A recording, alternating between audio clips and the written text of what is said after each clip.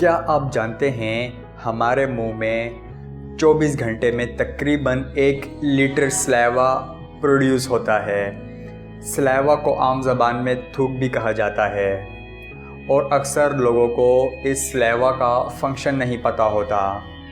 तो सलाइवा हमारे मुंह को लुब्रिकेट रखता है, जिससे हम अच्छे से बात कर सकते हैं। इसके अलावा ये सलाइवा फूड की डाइजेशन में भी हेल्प करता है, केमिकल डाइजेशन करता है फूड की, और इसके अलावा ये सलाइवा फूड को निगलने में भी हमारी हेल्प करता है। तो सलाइवा का इम्पॉर्टेंट रोल है हमारी बॉडी में। फैक्ट नंबर 2 की बात करते हैं। आपने ये तो ज़रूर सुना होगा कि इंसानी जिस्म में 206 हड्डियाँ होती हैं, लेकिन क्या आप जानते हैं जब बच्चा पैदा होता है तो उसकी बॉडी में 300 से 305 हड्डियाँ होती हैं। तो बच्चा जब पैदा होता है तो उसकी 300 हड्डियाँ होती हैं, जब वो बड़ा हो जाता है तो वो हड्डियाँ 206 हो जाती हैं। तो ये हड्डियाँ कहाँ चली जाती हैं? तो बच्चों की जो कई हड्डियाँ होती हैं वो पार्ट्स में होती हैं, वो जुड़ी हुई नहीं होती आपस में। इसे मेडिकल टर्म में कार्टिलेज कहा जाता है। अगर आपने कभी कुछ दिनों के बच्चे को देखा हो तो उसका जो सर होता है वो काफ़ी सॉफ्ट होता है। वो इसीलिए होता है क्योंकि उसकी जो स्कल की जो बोन्स होती हैं वो अभी कार्टिलेज होती हैं, वो आपस में मिली हुई नहीं होती। इसीलिए बच्चों के सर के नीचे स्पेशल तकिया रखा जाता है ताकि उनके जो सर की जो शेप है वो ठीक रहे।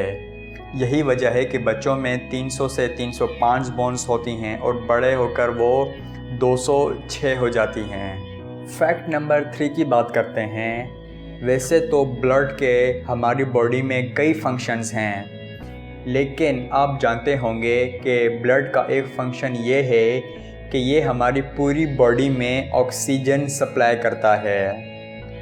लेकिन हमारी बॉडी में एक ऐसा पार्ट भी होता है जिसे ब्लड सप्लाई नहीं होती, बल्कि वो डायरेक्टली एयर से ही ऑक्सीजन हासिल करता है, और इस पार्ट को कॉर्निया कहते हैं। कॉर्निया हमारे आइज़ का आउटर सरफेस है जो कि आइज़ को डस्ट से बचाता है, जर्म से बचाता है और फॉरेन पार्टिकल से भी बचाता है। और इस कॉर्निया को ब्लड सप्लाई नहीं होती, तो ये अपनी जो ऑक्सीजन है ये डायरेक्टली एयर से ही हासिल करता है। फैक्ट नंबर 4 की बात करते हैं। क्या आप जानते हैं जब हम सुबह सोकर उठते हैं तो हमारी हाइट में मामूली सा फ़र्क आया होता है, थोड़ा सा हम लंबे दिखते हैं, बहुत मामूली सा फ़र्क होता है। ये कोई इंचेस में या फुट में नहीं नापा जा सकता। तो ये क्यों आता है? तो आप जानते होंगे एक फ़ोर्स होती है जिसे ग्रेविटी कहते हैं, जो कि ज़मीन की फ़ोर्स होती है और ज़मीन अपनी तरफ ऑब्जेक्ट्स को खींचती है। तो हमारी बॉडी में एक हड्डी होती है, एक बोन होती है जिसे वर्टेब्रा कॉलम कहते हैं, जिसे रीढ़ की हड्डी और कमर की हड्डी से भी जाना जाता है।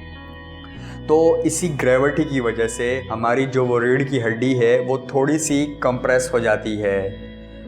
तो जब हम सोते हैं तो फिर उस ग्रेविटी का असर उस बोन पर ऊपर से नहीं पड़ता, तो इसीलिए वो अपनी उस पोजीशन में वापस आ जाती है। आपने नोट किया हो जब इंसान लेटा होता है तो वो थोड़ा सा लंबा दिखता है, तो वो इसीलिए ही दिखता है। अगर मैं इसको मज़ीद इजी लैंग्वेज में अगर मैं एक्सप्लेन करूं तो आप एक स्प्रिंग लें और इस पर थोड़ी सी ऊपर से फोर्स अप्लाई करें, तो फोर्स अप्लाई करने पर वो स्प्रिंग थोड़ी सी कंप्रेस हो जाएगी, और आप जब वो स्प्रिंग के ऊपर से फोर्स हटा लेंगे तो स्प्रिंग अपनी पहले वाली पोजीशन पर आ जाएगी। तो बिल्कुल यही वर्टेब्रा कॉलम के साथ भी होता है।